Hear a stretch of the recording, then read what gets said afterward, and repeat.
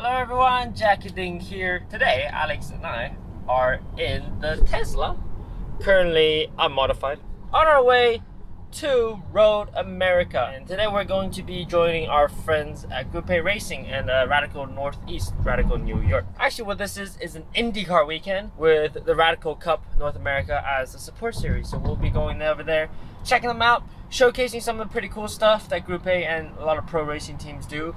Really give a little bit of an insight into this pretty interesting world, this very expensive world. All right, we have arrived. Welcome to Road America! Yay! I love this bridge. This is just so cool. On the other side, out comes the festivities. Ooh, this is new. This is like just for them, I guess. Oh, old Indy cars. Oh, that's so cool. Oh, that's them. That's them. Oh, hey, Group A. Oh yeah, look at that. Murica! Fuck yeah!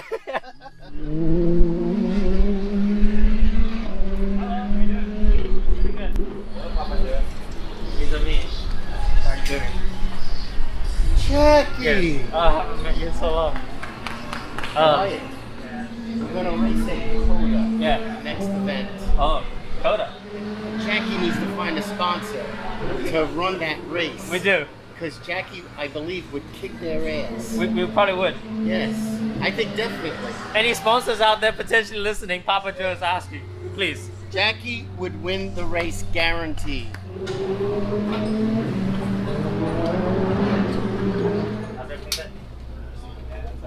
Hello, So, Alex. We already hugged. Oh, yeah. Oh, I missed that? Yes. So for those of you who haven't seen these cars before, these are the Radical SR3s. There are a couple different models that we have here.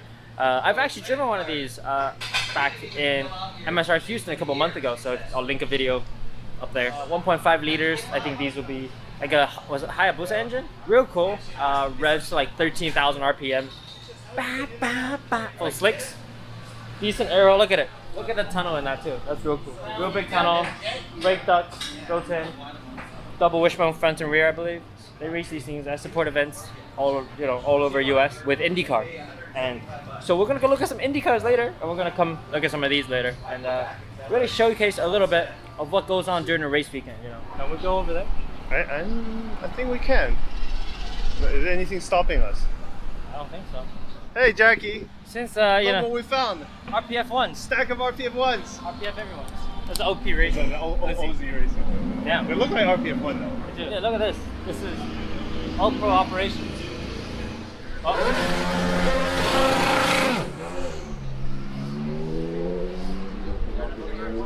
This is it.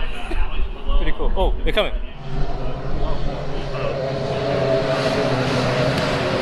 I love coming to race weekends. It's just the best. Look at this hospitality. 27.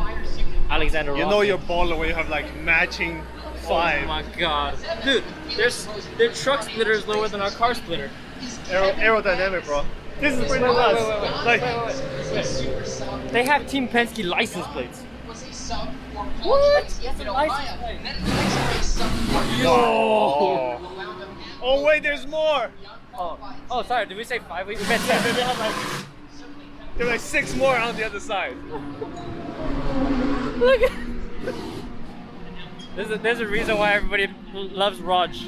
Right now out there is the USF 2000 qualifying. These things are only 200 horsepower, 200-ish, and they're capturing speeds of about 138, 140 at the back straight right here. And that's a 24 car field. And I would just like to remind everybody that about a full season in one of these cars, 300 to probably $350,000 a year. Multiply that by 24, and then you can start to understand why they say racing is a very rich dad sport. And not to joke around, the USF 2000 cars is the very first step on the road to Indy program. After this, you have Indy Pro, and then after that, you have Indy Lights, and then after that, you have the actual Indy car. Here comes the money.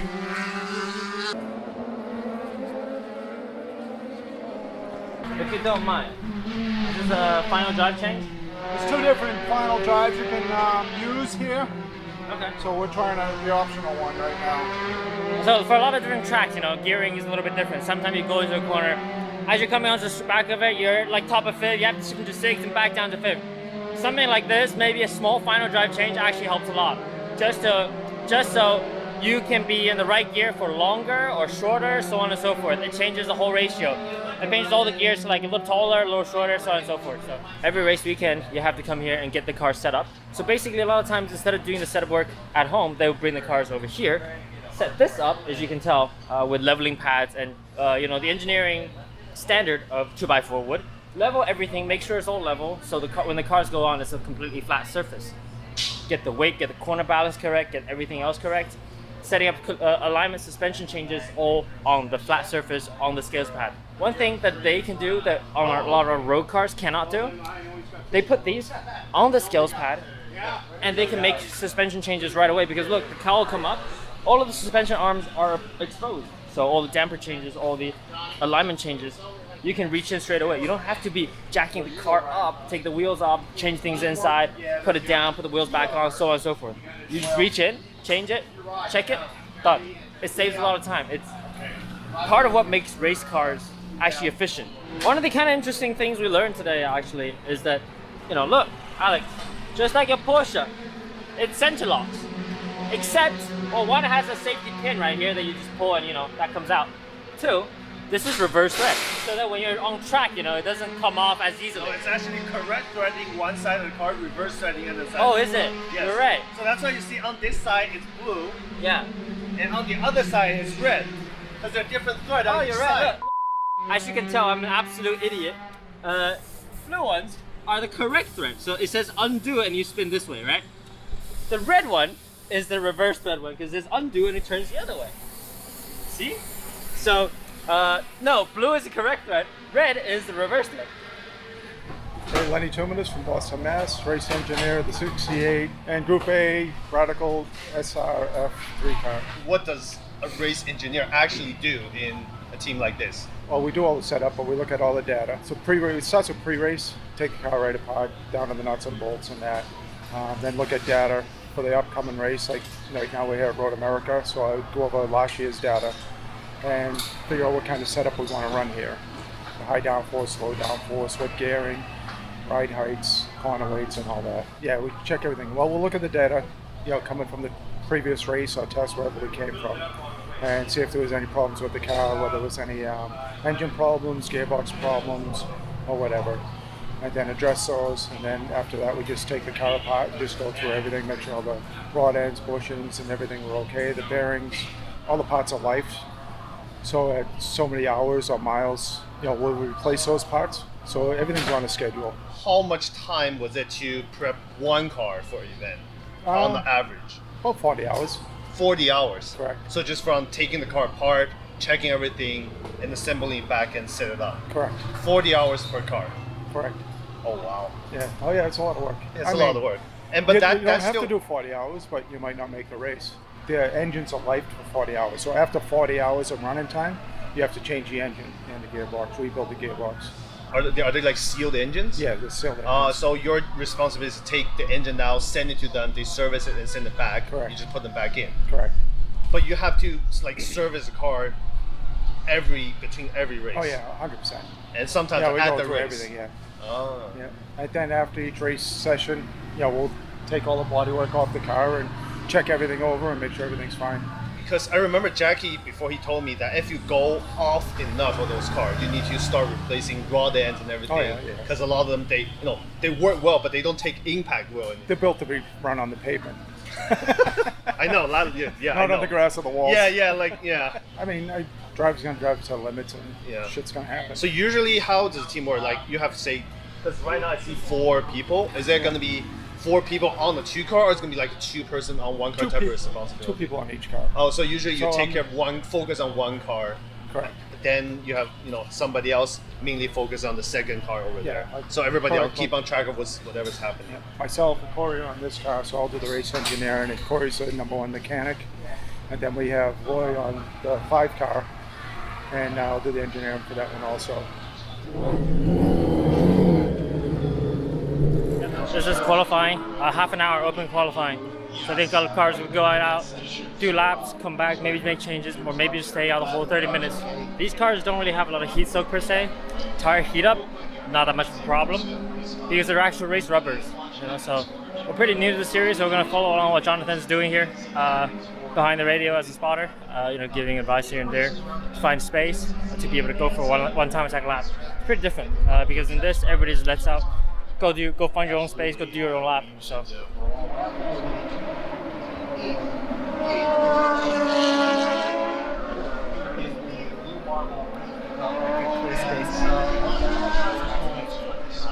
Not really sure what's going on there, but certainly an anomaly with this brand new engine. We're expecting around about 15 miles an hour.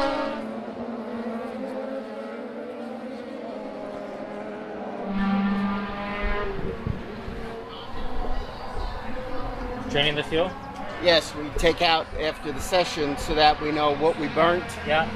This way we can figure out, that's the best way to figure out your miles per gallon. That's true. And then you can set up the race models based on that. Exactly. Yes.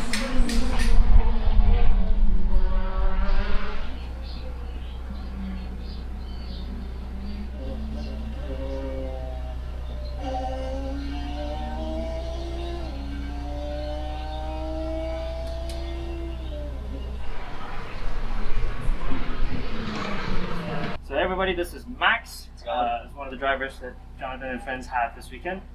Max, actually, we know each other a little bit from social media and stuff. Yeah.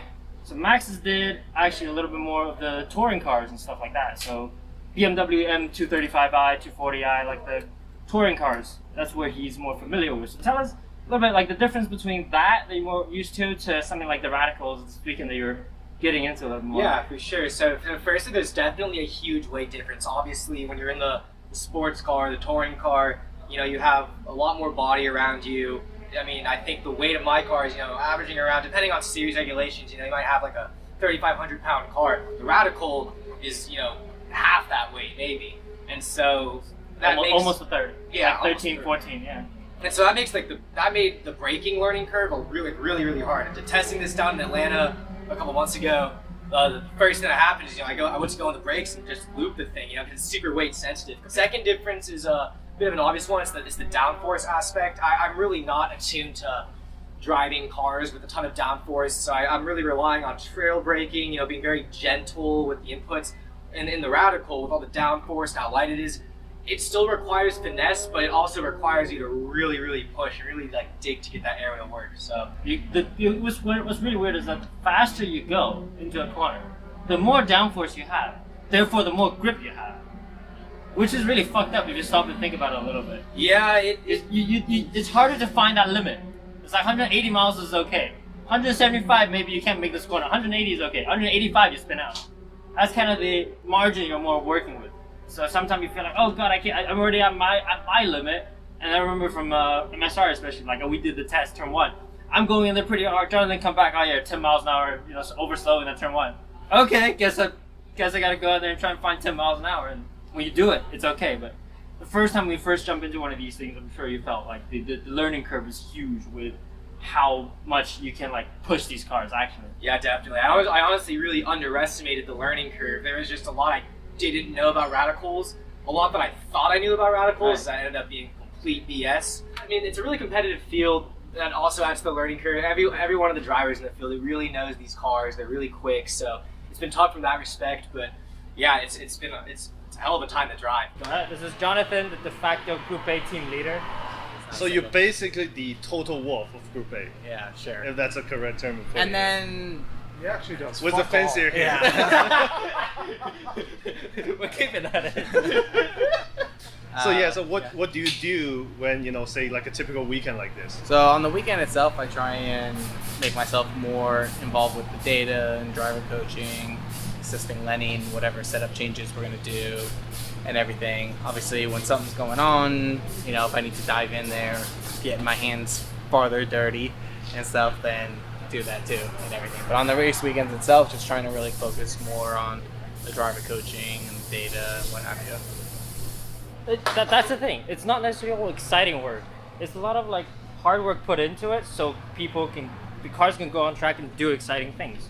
You know, it's not like it's not all glory that you see like you know, like, right? Yeah. Yesterday we got here at 6 a.m. We didn't leave till 11 p.m. and then we were back here again at 6 a.m. You know, so there's nothing glamorous about it or whatever. You know, and that part's not really the fun part per se. You know, but that drug's fully in our veins, and that's why we do this. You know, ridiculousness that we do in these ridiculous hours and hot climates and what have you. Yeah, that's I think important to highlight. Even like call it pro racing, call it like on the road to pro racing and so on and so forth. Even the guys over there, like they can have really bad hours if the car pins it in practice and gotta fix 30 minutes before qualifying. You know what I mean? And there's a lot of hard work that goes into it that doesn't make it on camera. You know, like guys sitting in pit lane waiting for the cars, like checking the cars, checking time, and so on and so forth. It's hard work, but we do it because we love it and we keep wanting to come back and try and win. Say how much it is, Jonathan. I can know ballpark, but say tomorrow I want to jump back into this and let's do it again. Let's try to win another championship. How much is it for one weekend? So it's gonna cost your dad on average about 25 grand a weekend. Can you like just break down to detail why is it $25,000 just to drive a Sure. car? You know, everything adds up quick. You know, I mean, the entry fees are $3,000 a weekend. And then like this weekend we had a promoter test day on Thursday, which is a separate entry fee. That was $1,000 right there. You need a minimum of 2 sets of tires per weekend. That's $1,500 a set, so that's $30,000. So just tires and entry fees, we're at $7,000 right now. We haven't done anything else yet. To send this big rig, this big monster down the road, you know, my cost is about $3 a mile. This particular trip was 1,000 miles each way, so that's $6,000. I'll never complain when filling out a rig again. Yeah. You know, and because it's everything. It's all the wear and tear throughout the year, the insurance on this. And then you got race fuel. I mean, we're going to go through about 100 gallons or so per car this weekend, and it's $11 a gallon. You got $1,100 right there just in race fuel. I remember Lenny saying like, it's 40 hours of prep time per car on a typical before the car even gets to the track. Sure, yeah. No, that's pretty standard. It's Yeah. right around that 40-hour mark, you know, barring any surprises, you know, but general turnaround. No, this isn't enterprise rental car where you just walk up to a counter and say you want to rent a car and they roll out whatever thing. In order for these cars to run properly during the weekend, they need a lot of work and stuff ahead of time to hopefully have everything nice, smooth, and easy during the race weekend. It's like, oh man, 25 grand. You know, you think I'm making a fortune, and it ain't that, you know, because I'm still in mom and dad's basement. He's in your basement, and I'm in mom and dad's basement. So I feel you on that one. But if you think about what's crazy is like a whole year of just going to event and do event costs almost more than the car. Oh, sure, it's way more than that. Yeah. Yeah, it's way more than that. You know, you'll spend, you know, a new one of these cars is about 130 grand, you know, so after you do 5 events, 6 events. yeah, you're already more than what the car itself is. I mean, the car is relatively speaking the least of it. Yes. Yeah. Car is the cheap part of going racing. Yeah. Typically, radicals relatively say like on the more budget side of pro Yeah, racing, absolutely. but it's still. And then just start adding zeros onto it when you want to get to IndyCar. Yeah, you want to go to the next one, you add another 0. Yeah, 'cause I mean, like the next step up from this, you would maybe say is like LMP3. So Yeah. if you want to do prototype challenge, you're looking at about $65,000 a weekend. Yeah, you know, That's a and then- super every weekend. Yeah, Yeah, it and is. if you want to do that class in the WeatherTech Championship, you're about $115,000 a weekend. You know, so this is peanuts in comparison, you know, but it's also some people's yearly salaries in one weekend. Like we said, racing isn't Racing cheap. and but- cheap.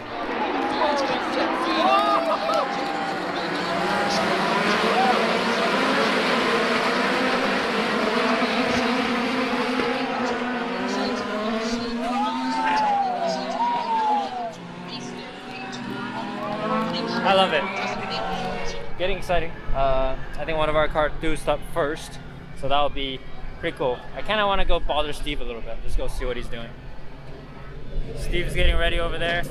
Obviously, before a race, especially one like this, when a driver is starting on pole, there's a lot of things going through their head. So maybe we won't bother him just before the race. But you know, I think he knows he's got pace. We've got pace. So long as it stays dry and we stay out of trouble, I think there might be a win. There might be a win on the card.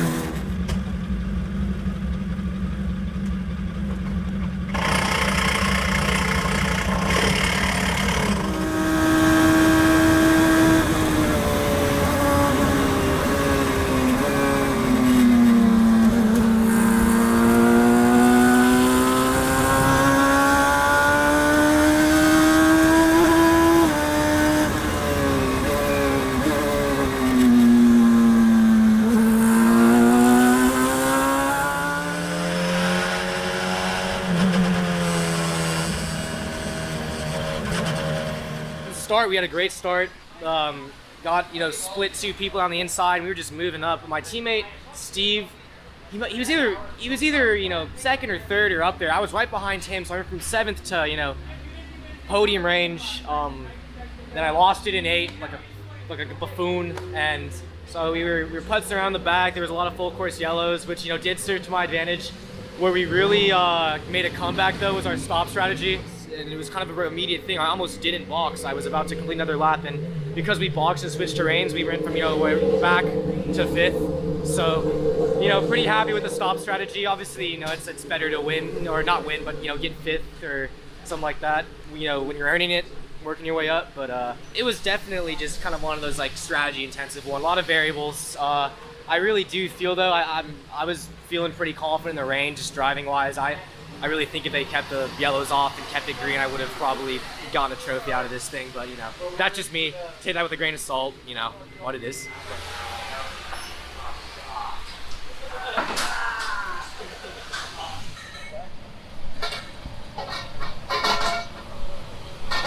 Well, that was a very fun adventure. It's been a while since we hang with the Group A boys, and, well, I'll be honest with you. We're a little wet. A little. They really soaked us up, you know. Jokes aside, you know, this is perhaps the side of racing that you don't see, because rain or shine, you know, the glory and the broadcast on the TV ends, but the you know, the guys go on. You gotta keep working. You gotta get things packed, and you gotta move the whole circuit to the next one. Right? Grosjean and Satos are long gone.